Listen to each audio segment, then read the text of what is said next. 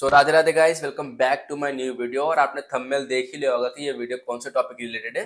आज मैं आपको बताने वाला हूँ कि टाइम टेबल फॉर जैन 26 जो मैं खुद फॉलो करने वाला हूँ।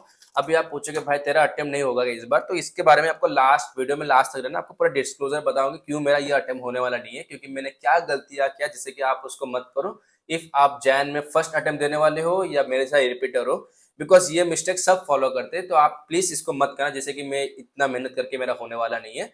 तो आप इसको लास्ट में देखना, ठीक है। तो मैं चलो वीडियो को, अरे गर्मी बहुत लग रहा है यार, तो चलो मैं वीडियो को स्टार्ट करता हूँ, ठीक है। तब तक के लिए सावधान रहिए, सतर्क रहिए, देखते रहिए सीए एस्पिरेंट जगदीश ब्लॉग। तो let's begin. So guys, before I started my video, सबसे पहले आपको इस वीडियो का डिस्क्लेमर बता दूं। अगर आप कौन से भी टीचर से पढ़ रहे हो, मतलब कि आप शांतम सर से पढ़ रहे हो या सीजे सर से पढ़ रहे हो या नितिन सर से पढ़ रहे हो, राकेश कालरा सर से पढ़ रहे हो या ग्रूमिंग एजुकेशन से पढ़ रहे हो या सीटीसी क्लासेस से पढ़ रहे हो या अनअकैडमी 360 फाउंडेशन से पढ़ रहे हो या पीडब्ल्यू से पढ़ रहे हो, अगर वहां पर आपको सर ने स्पेसिफिक टाइम टेबल दिया है कि इसको फॉलो करो, तो मैं आपको प्लीज 100% बोल रहा हूँ कि आप वही टाइम टेबल फॉलो करो, बिकॉज वो सीए है। सेकंड, उनको 5-10 साल का बच्चों को पढ़ाने का एक्सपीरियंस है, उनको पता है कि बच्चे कहाँ पर पैनिक करते हैं, कहाँ पर उनको दिक्कत होता है। उनको उन्होंने अगर स्पेसिफिक आपको टाइम टेबल दिया है, तो प्लीज आप उनको फॉलो कीजिए। फिर अगर आपको वो टाइम टेबल सुइटेबल नहीं लग रहा है according to your daily schedule, तो आप ये टाइम टेबल एक बार देख सकते हो, ठीक है। तो अभी मैं वीडियो को स्टार्ट करता हूँ, ठीक है। तो चलिए शुरू करते हैं। सो गाइस, मेरे पास तो आईपैड वगैरह कुछ है नहीं, तो आप ये चार्ट फॉर्म में थोड़ा एडजस्ट कर लो। इफ अच्छा लगा तो सही बोलना, वरना जुगाड़ तो करना पड़ता है ना। तो देखो, यहाँ पर टाइम टेबल आई थिंक हमारे पास, मैं रफली 90 डेज पकड़ के चलो, बाकी का वो तो बोनस है। देखो, अक्टूबर 1 से अक्टूबर 31, मतलब 30 डेज यहाँ पर है। नवंबर 1 से नवंबर 30, तो यहाँ पर 30 डेज। एंड नवंबर दिसंबर 1 से दिसंबर 30, यहाँ पर 30 डेज, तो ऑलमोस्ट 90 डेज है। तो ये बस ये सिलेबस है। आई थिंक आपको सिलेबस पता है, फिर भी आपको एक बार गो थ्रू बोल दूं। तो theoretical framework, rectification of error, bills of exchange, inventory, depreciation और bank reconciliation statement, final account, NPO, accounts for incomplete record, partnership, admission, retirement, death, dissolution, treatment of goodwill, ये ऊपर आता है बट इसको नीचे लिख दिया मैं। And issue for future, reissue, issue of debenture, redemption of debenture, redemption of preference, issue bonus, right. ये अकाउंटिंग का। अगर आपको इन सबका वेटेज बता दो, आप देख सकते हो। थियोरेटिकल फ्रेमवर्क को 20 मार्क्स, रेक्टिफिकेशन में 8 से 12 मार्क आता है पिछले 4-5 अटेम्प्ट से। बैंक रिकन्सिलिएशन स्टेटमेंट 8 से 12 mark, inventory 5 to 8 marks, depreciation 8 to 12 marks, bills of exchange 8 to 12 marks, final account 10 to 12 marks, and NPO 8 to 12 marks, accounts for incomplete record 10 to 12 marks, partnership admission 10 to 12 marks, retirement 10 to 12 marks, death 8 to 12 marks, and dissolution 10 to 15 marks, because उसके अंदर piece मिल का रहता है ना, इसीलिए आया नहीं है, पर कभी भी आ सकता है। एंड ट्रीटमेंट ऑफ गुड 5 से 8 मार्क्स, 5 से 8 marks. And issue forfeiture reissue में 15 मार्क्स से एवरेज आते हैं। आइदर इशू फॉरफीचर 15 मार्क्स आएगा तो डिवेंचर में 5 मार्क्स आएगा, पर रिडम्पशन डिवेंचर 15 मार्क्स आएगा, वरना रिडम्पशन प्रेफरेंस में 15 मार्क्स आएगा, वरना इशू बोनस राइट इशू में 5 से 10 मार्क्स आएगा, ठीक है। तो ये गया अकाउंट्स का। अभी मैं इको का बताऊं, तो इको में देखो, nature and scope of business economics, theory of demand and supply, theory of production and cost, price determination of different market, business cycle, national income, public finance, money market, international trade and Indian economy.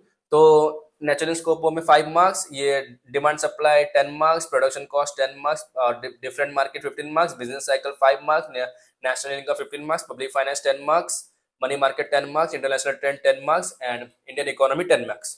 तो अभी मैं जाता हूँ business law के ऊपर। देखो, business law मैंने 7 chapter से इंडियन रेगुलेटरी फ्रेमवर्क और द इंडियन कॉन्ट्रैक्ट का जो संबंध जैसा बड़ा है, एंड सेल्स ऑफ गुड्स एक इंडियन पार्टनरशिप है, LLP company and negotiable instrument. तो इंडियन, मतलब कि इंडियन रेगुलेटरी फ्रेमवर्क 6 मार्क्स का, इंडियन कॉन्ट्रैक्ट एक्ट 32 मार्क्स का, sales of goods act 22 marks का, Indian partnership act 21, LLP 6, company 21 and negotiable 14 marks.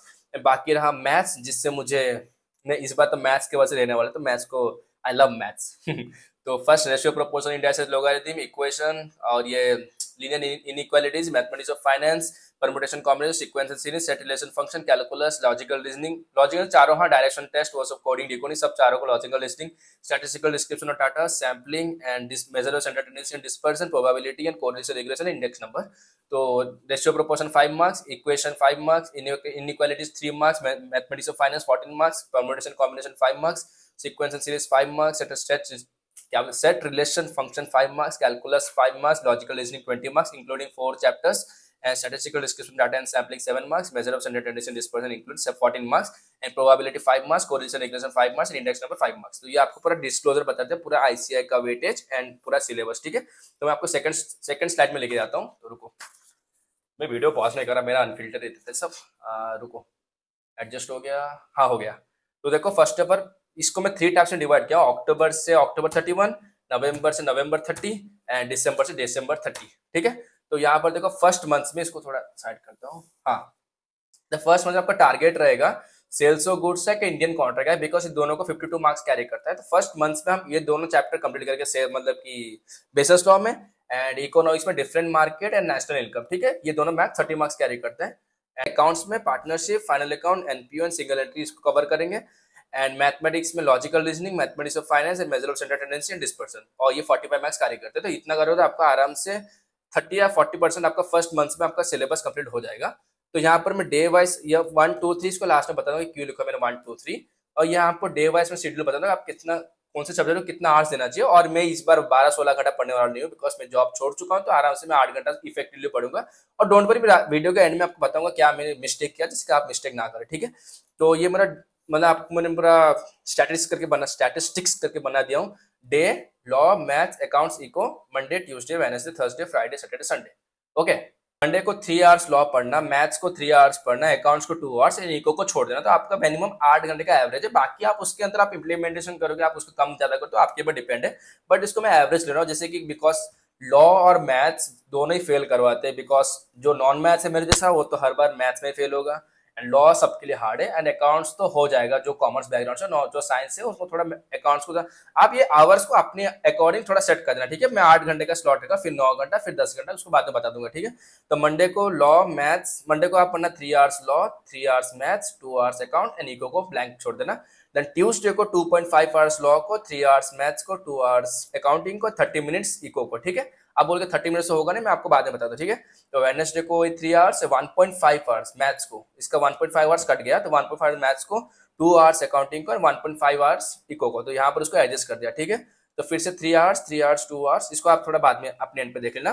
तो ये फर्स्ट 1 वीक का है। ठीक है, तो और वीक में आई थिंक 4, मतलब कि एक मंथ में आई थिंक 4 वीक्स है, तो ये फर्स्ट वीक का है। तो इसको आप अपने अकॉर्डिंग 4 वीक को वैसे आप फॉलो करना। ठीक है, और संडे आपके लिए मोस्ट इंपोर्टेंट है। देखो संडे को मैं क्या लिखा हूँ, 3 hours test, 2 hours test, 3 hours test and 2 hour test. इसमें 9 घंटे का तुम टेस्ट को ज्यादा देना पड़ेगा, बिकॉज ये जो संडे को आप बोलोगे मैं कहाँ से टेस्ट लूँ, आपने जो भी पढ़ा है ये फर्स्ट वीक में, मतलब कि देखो ये जितना आपका चैप्टर है, जितना आपने पढ़ा है उसको ही बस टेस्ट दो। अभी बोलोगे टेस्ट कहाँ से दो, बिकॉज इतना फ्री ऑफ कॉस्ट तो मिल रहा नहीं है आपके पास। आई थिंक सीजे सर का बुक रहेगा या ब्रह्मास्त्र शांतम सर का बुक रहेगा लॉ के लिए, तो वहां पे आई थिंक पीवाईक्यूज अवेलेबल है। खुद क्वेश्चन फॉर्म करो और खुद ही टेस्ट दो, देखोगे आपका कीवर्ड्स मैच हो रहा है कि नहीं। ठीक है, तो हर संडे को एक एक टेस्ट देना, बाद में आपको बता दूंगा कि आपका कितना टेस्ट हो जा रहा है एट दी एंड ऑफ, मतलब प्रिपरेशन टाइम आपका कितना टेस्ट बन जा रहा है। ठीक है, तो हर संडे को आप एक एक टेस्ट देना। तो ये फर्स्ट वीक का, वैसे 4 वीक का, 4 वीक का चार्ट मतलब सब 16 टेस्ट आप दोगे इंडिविजुअल चैप्टर में, तो आपके लिए बहुत बेनिफिशियल रहेगा। और यहाँ पर देखो मैं टारगेट भी लिखा हूँ, one week target, sales of goods act, NPO, final account, logical reasoning, mathematics of finance. एक वीक में आप इतना कंप्लीट करना पड़ेगा, एक बार ट्राई करना इसको कंप्लीट करने के लिए। उसके बाद 2 से 3 वीक्स रहेगा, तो उसके अंदर Indian contract act, partnership act और sales of goods act, measure of centre dispersion, only the test, बाकी पूरा फुल जो जितना पड़ा है उसका टेस्ट देना। ठीक है, ये आपका 2 से 3 वीक रहेगा, बाकी एक वीक का आपका पूरा टेस्ट देना। ठीक है, तो ये आपका फर्स्ट मंथ का आपका हो गया। डोंट वरी, इसका पीडीएफ में आपको सेंड कर दूंगा, तो इसका कोई वरी अबाउट जरूरत नहीं है। तो ये आपका है सेकंड, तो ये नवंबर 1 से 30 नवंबर। ठीक है, यहाँ पर 30 डेज आपके लिए, यहाँ पर मैं 1 आवर्स को बढ़ा चुका हूँ, तो 9 आवर्स बढ़ा मतलब कर चुका, बिकॉज एग्जाम पास आ रहा है तो आपको थोड़ा एफिशिएंसी बढ़ाना पड़ेगा।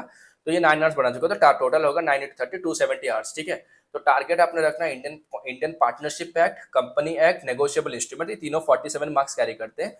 एंड इको में demand supply, production and cost, nature and scope of business cycle, तो ये तीनों 30 मार्क्स कैरी करते हैं। तो यहाँ पर 30 एंड यहाँ पर 60 मार्क्स आपका 2 मंथ्स में हो जाएगा। एंड मैथ्स में correlation, regression, index number, probability, statistical description of data, sampling and set relation function, and इतना ही करना 27 मार्क्स का। तो आपका यहाँ पर कवरेज हो जाएगा।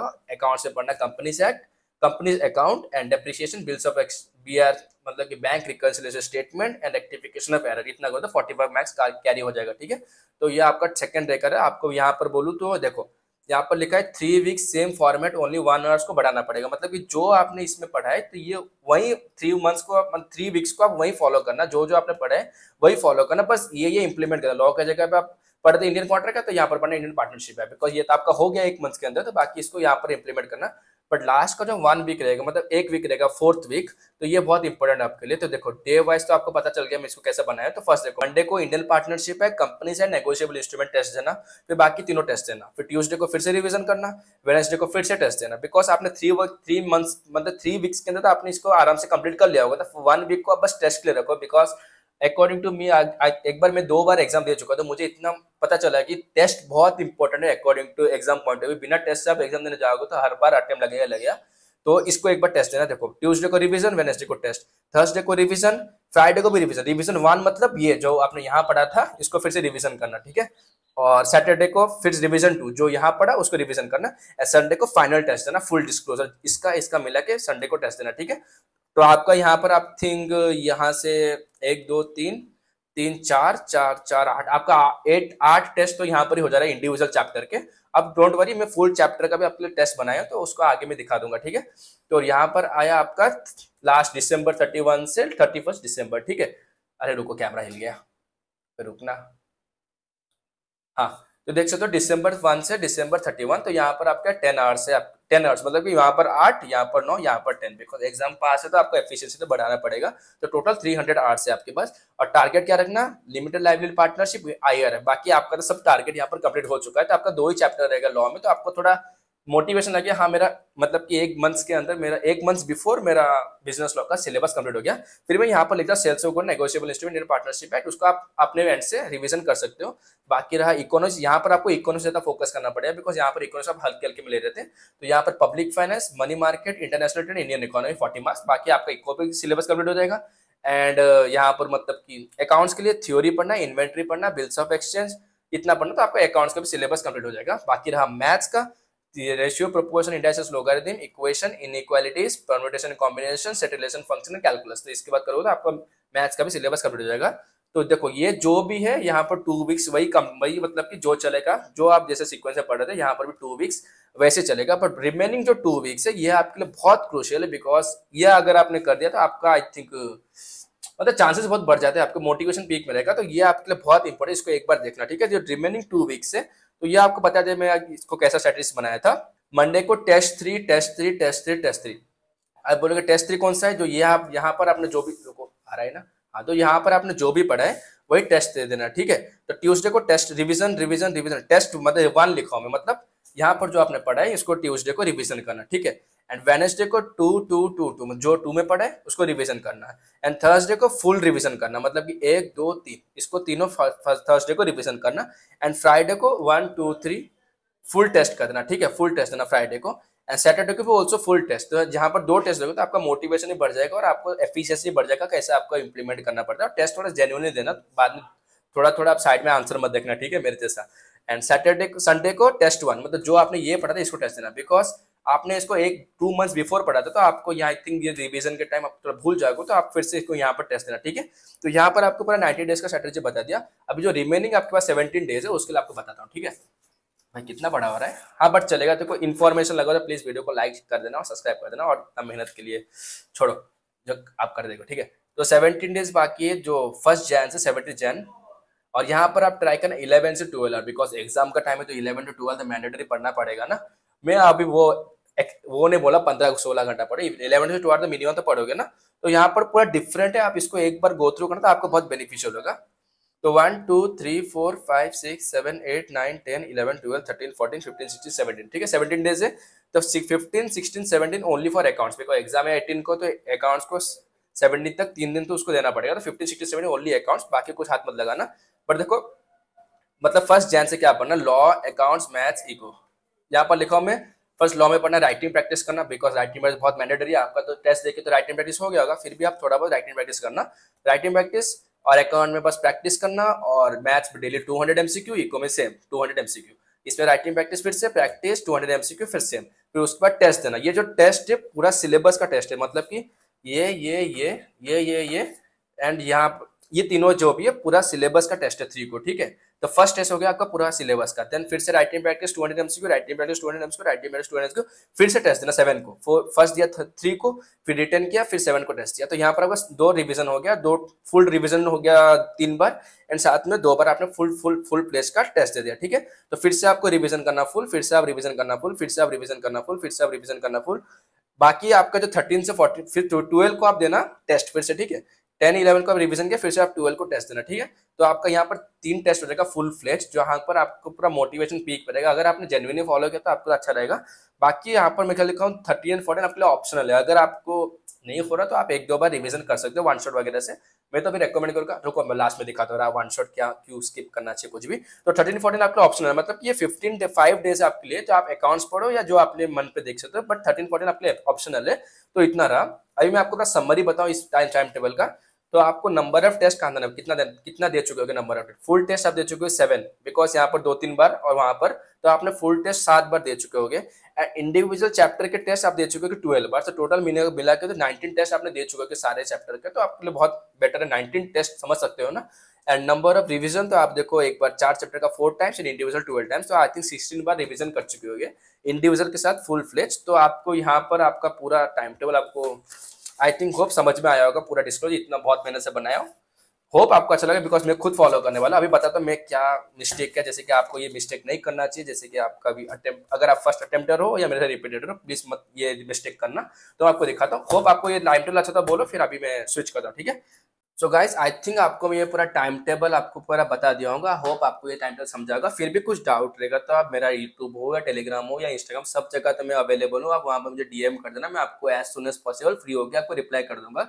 तो आपको हाँ मैं 2-4 मतलब कि आपको टीचर भी थोड़ा रेकमेंड कर देता हूँ। अगर आप लॉ पढ़ोगे तो लॉ के लिए शांतन सर को जाना, बिकॉज वो अच्छा पढ़ाते हैं। वरना सीजे सर, दोनों पीडब्ल्यू या अनअकैडमी में शांतन सर सीजे सर जा सकते लॉ के लिए। एंड अकाउंट्स के लिए मैं बोलूँगा नितिन सर से जाना, वरना मनीष महाजन सर, वरना हार्दिक मचंदा सर, और वरना राकेश कालरा सर। उस चारों में से जाना, बिकॉज चारों अच्छा पढ़ाते हैं। मैं किसी को भी ऊपर नीचे करने वाला नहीं, बिकॉज सब अच्छा पढ़ाते हैं। एंड इको के लिए मैं स्पेसिफिक अगर आपको मैं रिकमेंड करूँ तो लव कौशिक सर, ये क्या दिखा है भाई, इकोनॉमिक्स के लिए आपको लव कौशिक सर के लिए जा सकते हो, वरना पराग गुप्ता सर। पराग गुप्ता सर से एक बेनिफिट क्या है कि सर साथ साथ नोट्स बनाते हैं, आपके लिए बहुत बेनिफिशियल होगा। एंड मैथ्स के लिए शिवानी मैम से जा सकते हो अनअकैडमी, वरना अनुराग सर से जा सकते हो, ठीक है। अभी मैं आपको दिखाता हूँ कि मैंने क्या गलतियां किया जिससे मुझे ये लगता है कि ये अटेम्प्ट मेरा होने वाला नहीं है। देखो फर्स्ट ऑफ ऑल आप, मैं जहां पर जितना फेमस हो कि ये बंदा 16 आवर्स पढ़ता है, वो जो फेमस को मैं थोड़ा ब्रेक डाउन करता हूँ, ठीक है। आपको पता है अगर आप मेरे मैंने पुराने सब्सक्राइबर हो तो आपको मेरा पता है कि मैं आई थिंक एक जॉब कर रहा था। तो वहां पर मुझे टाइम मैनेज हो रहा था, स्टडी के साथ जॉब तो इतना मैनेज होगा नहीं। तो I think before 45 days, exam के बिफोर 45 डेज मैं वो जॉब को लीव किया, ठीक है। वो जॉब को लीव करने के बाद मेरे पास आई थिंक 45 डेज था एग्जाम के लिए प्रिपरेशन करने के लिए। और आपको पता है कि सीए फाउंडेशन 45 डेज का हलवा है क्या, इतना जल्दी सिलेबस हो जाएगा। तो मुझे अकॉर्डिंग टू 8 से 9 आवर्स को मैं उसको डबल कर दिया 16 से 15 आवर्स। तो और कुछ 4 महीने सिलेबस कंप्लीट करने के बाद रिवीजन करूंगा ना, तो वही मेरा सबसे बड़ा डीमेरिट है। बिकॉज मैंने 16 आवर्स, मेरा स्लॉट था 8 से 9 घंटा, पर उसको मैं अगर चेंज करके 16 आवर्स ले आऊँ तो वो एक डीमेरिट हो जाएगा ना, बिकॉज ब्रेन फंक्शन नहीं करेगा। फिर भी थोड़ा बहुत एफिशिएंसी हो गया, एंड वही 16 आवर्स मुझे बेकार कर दिया। बिकॉज देखो मैं अगर मेरा सिलेबस कंप्लीट नहीं हुआ था और मैं डायरेक्ट लैपटॉप खोलता हूँ, वन शॉट देखता हूँ, रिवीजन करता हूँ, वही मेरा एक और डिमेरिट क्या हुआ, बस वन शॉट देख के गया। तो मुझे लगा कि हाँ वन शॉट देख रहा हूँ तो मेरा आराम से हो जाएगा। क्वेश्चन बन रहे, टीचर पढ़ा रहे, मैं भी लिख रहा हूँ, हाँ मजा आ रहा है, क्वेश्चन बन जा रहे, व्हाट्सएप सबसे बेस्ट है। तो मैं ओनली आपको मैं बोलूँ तो मैं पर्सनल बोल रहा, आपको मैं झूठ कुछ बोलता नहीं हूँ। मुझे वन शॉट इतना अच्छा लगा कि मैं अगर सेल्फ स्टडी किया ही नहीं, मैं देखता हूँ अगर मुझे कुछ प्रोविजन याद नहीं आया वन शॉट, कुछ यहाँ नहीं आया वन शॉट, एनपीओ समझ में नहीं आया वन शॉट, एनपीओ का एडजस्टमेंट समझ में नहीं आया वन शॉट।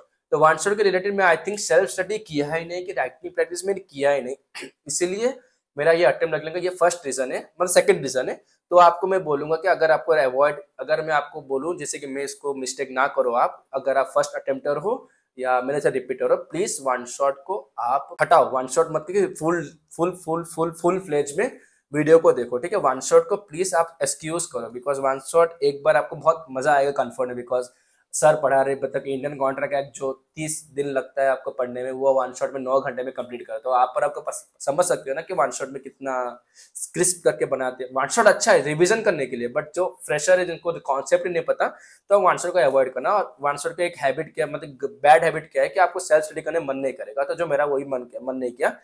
और साथ में मेरा इस बार अटेम्प्ट नहीं लगेगा, तो वो लगेगा तो वो मैथ्स के लिए लगेगा। बिकॉज मैथ्स में आई थिंक मैं रीचेकिंग किया था, मेरा 32 ही बन रहे। तो अगर मैं आपको बताऊं, मैंने आई थिंक आपको पता होगा तो मैं फर्स्ट अटेम्प्ट दिया था मे को, ठीक है। तो मे को मैंने सिंसियरली पढ़ा था, बट लॉ की वजह से थोड़ा over confidence, because according to मैं सीबीएसई बोर्ड से बिलोंग करता था, मुझे लॉ बहुत ईजी लगा पढ़ने में। तो लॉ को मैं थोड़ा हलवा हलवा टाइप का देख के बस 1-2 बार देख लिया, पढ़ने चल मतलब एग्जाम देने चला गया, तो मेरे अकाउंट्स में 55 से 60 बन गए एंड इको में बने थे 74, आई थिंक, हाँ 74 बने थे, एंड मैथ्स में बने थे 69। और सब बोल रहे थे कि मे अटेम्प्ट का मैथ्स सबसे हार्ड था, तो वहां पर मेरे 69 बन गए। तो मुझे लगा कि मोटिवेशन पूरा, भाई के आगे कोई कुछ बोल सकता है क्या। तो वहां पर मुझे बोला 69 बन गया, मतलब कि भाई मैथ्स का किंग हूं मैं। और लॉ को हलवा कैसा बस थोड़ा बहुत लिख दिया। तो एग्जाम आया, आयशा ने बोला आ जाओ फिर से आ जाओ, मई सितंबर में आ जाओ, तुमसे ना हो पाएगा। तो तीनों में पास हो गया, लॉ में 31 रह गया, तो वो मेरा एक बेकार हो गया। तो इस बार मैं क्या क्या ओवर कॉन्फिडेंस की वजह से मैं मैथ्स को पढ़ा ही नहीं, बिकॉज देखो सबसे हार्ड आया था मई में, मुझे लगा कि हार्ड आया तो क्या भाई ने कर दिया 69, तो और पढ़ने का नहीं। मैं पढ़ा नहीं, बस एग्जाम में 2-4 दिन पहले ही मैथ्स को पढ़ना स्टार्ट किया, और मुझे मैथ्स पसंद भी नहीं है। पढ़ना स्टार्ट किया तो फिर इस बार तो मैथ से मेरा ले लिया। तो सबसे पहली बात, ओवर कॉन्फिडेंस को बंद करो, बिकॉज मुझे लगा हाँ अच्छा मार्क आया तो आई थिंक मैथ सबसे अच्छा है मेरे लिए। फिर मैथ्स को मैं पढ़ा ही नहीं, तो बाद में मैंने इस अटेम्प्ट में मैथ्स का फंसा दिया, ठीक है। तो प्लीज ओवर कॉन्फिडेंस को बंद करो। अगर आपको जो भी पढ़ रहे हो सब सब्जेक्ट को सिंसियरली पढ़ो, बिकॉज चारों सब्जेक्ट 100 मार्क्स कैरी करते हैं, ठीक है। तो आप चारों सब्जेक्ट को सिंसियरली पढ़ो। फिर से बोलूंगा, आप वन शॉट को प्लीज अवॉइड करना, एंड जितना हो गया उतना अपने सेल्फ शॉर्ट नोट से पढ़ना, ठीक है। अगर आपको देखो बुरा लगे ऑफेंड मत होना, बट आपको मैं रेकमेंड करूं तो आप प्लीज अपना सेल्फ शॉर्ट नोट बनाना, ना कि आप टीचर का जो भी नोट्स पीडीएफ अवेलेबल है उसको करना। बिकॉज पीडीएफ तो अवेलेबल सही है, बट टीचर के नोट्स में डीमेरिट क्या है, सर सारे, कोई भी सर को बोल रहे हैं, बस सर सारे क्या करते हैं कि आपने सब आईसीआई के मॉडल को कॉपी पेस्ट करते हैं, मतलब टीचर के नोट्स हो या टीचर के वो जो ई बुक हो, जहां पर टीचर अपना खुद का बुक बनाते हैं, वहां पर से कॉपी पेस्ट कर देते हैं। बट अगर आप अपना सेल्फ, कहाँ है, मैं नोट्स दिखाता हूँ आपको एक बार, रुको कहाँ गया वो, हाँ ये देख सकते हो, ये मैंने आई थिंक बनाया था बिल्ड्स ऑफ एक्शंस का नोट्स बनाया। तो इसमें मुझे बहुत बेनिफिट क्या हो रहा है, मैं अपने हैंड राइटिंग से लिखा हूं तो मुझे क्या प्लस पॉइंट हो रहा है कि मैं खुद का हैंड राइटिंग में समझ पा रहा हूँ, मुझे थोड़ा एक अलग मोटिवेशन लग रहा है। बट वही अगर मैं builds of action Nitin sir से पढ़ूँ या राकेश कार्ला सर से पढ़ूँ उनके बुक से, तो मुझे समझ में नहीं आएगा। इसलिए बोलता हूँ सेल्फ शॉर्ट नोट बना के तो अपने एंड पे बनाना, और आपके क्या बोलते हैं अपने हैंड राइटिंग से बनाना, जिससे कि आपको एग्जाम टाइम में बहुत बेनिफिट करे। और साथ में एक और कीवर्ड बोलो, आप नोट्स बनाते हो थोड़ा हाईलाइटर था, कलरफुल हाईलाइटर बनाओ, जिससे कि आपको पढ़ने में फिर से मन करे। वरना नोट्स बनाओगे उसको पढ़ने का मन नहीं का तो बेकार है। और फिर भी अगर आपको नोट्स बनाने में बहुत दिक्कत हो रहा है, तो मेरा टेलीग्राम पे आई थिंक मैंने अपने सारे नोट्स अवेलेबल कर चुका हूँ। साथ में बारे बहुत सारे फ्रेंड्स के भी है, उनके नोट्स में अवेलेबल कर चुका हूँ, टेलीग्राम हो इंस्टाग्राम के फीड पे हो, या हाँ ये दोनों जगह तो मेरे सब नोट्स अवेलेबल है, वहाँ पर एक बार चेकआउट कर सकते हो। और मैं टेलीग्राम का लिंक आई थिंक मेरे वीडियो के डिस्क्रिप्शन में अवेलेबल है, और मेरे इंस्टाग्राम का जहाँ पर मुझे डीएम करोगे तो मेरे इंस्टाग्राम का लिंक भी मेरे वीडियो के डिस्क्रिप्शन में अवेलेबल है, वहाँ पर चेकआउट कर सकते हो। तो आपने देख लिया होगा कि मेरा ये डीमेरिट है, जिसकी वजह से मेरा अटेम्प्ट लगने वाला है। और मैं एक और बार बोलता हूँ, मैं खुल के बोलता हूँ, देखो ये 16 आवर्स का स्लॉट में डिवाइड बाय 2 करने वाला है, बिकॉज मैं 8 घंटे पढ़ूंगा, बिकॉज यूट्यूब पे थोड़ा बहुत अर्निंग हो जा रहा है। तो अभी मुझे जॉब को क्विक करना पड़ा है, बिकॉज जॉब के साथ सीए मैनेज हो रहा नहीं है, मैनेजेबल हो रहा नहीं है। तो मुझे जॉब को क्विक करना पड़ा। अभी मैं सीए और यूट्यूब कंटेंट क्रिएटर के ऊपर ज्यादा ध्यान दूंगा, जिससे थोड़ा बहुत अर्निंग भी हो जाएगा और साथ में मुझे टाइम भी मिले पढ़ने के लिए। अगर मैं आपको रेकमेंड करूँ, प्लीज आपको अगर अर्निंग सोर्स ही करना है तो प्लीज आप भी एक यूट्यूब चैनल खोल दीजिए, जैसे कि आपको भी अर्निंग हो जाए, बिकॉज सेल्फ रिलायंट होगी तो आपको बहुत अच्छा लगेगा। तो पूरा डिस्क्लोजर बताओ, आपको टाइम टेबल समझ में आ गया, और ये डूज एंड डोंट क्या बोलते हो उसको, प्लीज उसको फॉलो करना, और जो भी मैंने मिस्टेक है उसको आप मत करना। एंड थैंक्स लॉट, मुझे आई थिंक बहुत सारे नेगेटिव कमेंट भी आ रहे हैं, 95% तो अच्छे हैं, पर 5% स्टिल मुझे बोल भाई तुझसे ना होगा, ये होगा वो होगा। बट मेरे कमेंट सेक्शन में आई थिंक टेलीग्राम इंस्टाग्राम पे डीएम हो, वहां पर 2-4 है बहुत सारे जो मुझे बोलते हैं भाई देखो सीए एक हलवा नहीं है कि जैसे कि हर बार में सबका एक बार में अटेम्प्ट हो जाएगा। अगर एक बार में सबका होगा तो 15% पासिंग परसेंटेज ना होता। तो stay positive and stay connected, आपका आराम से इस बार नहीं होता, अगली बार होगा, अगले बार नहीं तो उसके बार होगा। बट मोटिवेटेड रहो और खुद के ऊपर कभी डाउट मत रखो, और स्टे पॉजिटिव रहो। भगवान गॉड्स प्लान तो आपको पता है ना, भगवान जो करते अच्छे के लिए करते हैं, तो उनके ऊपर छोड़ दो और अपना कर्म करते हैं तो अपने आप, अगर रिजल्ट नहीं आया तो अगले बार रिजल्ट आ जाएगा। तो स्टे पॉजिटिव, एंड अगर नहीं हुआ तो कुछ प्रॉब्लम नहीं हो, अगले बार हो जाएगा, फिर और प्रयास करेंगे। आप प्रयास कीजिए, सफलता उसके हाथ में है, तो वो क्या बनाना चाहता है क्या करना चाहता है मालिक जाने ना। दिन है तो रात आएगी, रात है तो निश्चित दिन आएगा। तो यही सोच के फिर से प्रयास करते हैं, बिकॉज मुझे थोड़ी अच्छा लगता है कि इतना पढ़ने के बाद फिर से पढ़ना पड़ेगा, फाउंडेशन वही हाईलाइटर को फिर से हाईलाइट करना पड़ेगा, इतना डीमोटिवेशन लग रहा है। ऊपर से आपका तो 2-4 जन आपको बोलेगा, बट मेरे फॉलोअर्स कितने हैं, तो मुझे बोले भाई तू खुद पढ़ा नहीं है तो हमको क्या ज्ञान दे रहा है। तो मुझे भी तो नेगेटिव कमेंट सुनना पड़ता है ना, फिर भी क्या ही कर सकता, अभी अटेम्प्ट लगने वाला है तो कुछ ऑप्शन है नहीं। तो इसलिए आप प्रयास कीजिए, जो का देखा जाएगा, आप कर्म कीजिए, ठीक है। तो stay motivated and stay positive. अगर इस बार फेवर में ना आए तो अगली बार फेवर में आए। और एक और बार बोल दूं कि नहीं, और नहीं बहुत बड़ा वीडियो हो रहा है, अगर कुछ आपको डाउट रहेगा तो आपको बोल चुका कहाँ के डीएम करना चाहिए। तो होप आपको वीडियो अच्छा लगा, तो अगर आप अच्छा लगा तो अगर आप लास्ट तक हो तो प्लीज एक बार थंबनेल देना, मुझे पता चले कि हाँ लास्ट तक देख रहे हो, तो ऐसा वाला करना तो मुझे सब पता चले कि हाँ आप लास्ट तक देख रहे हो। ठीक है, तो होप आपको वीडियो अच्छा लगा, तो प्लीज लाइक शेयर सब्सक्राइब करना मत भूलना and thanks a lot. Radhe Radhe.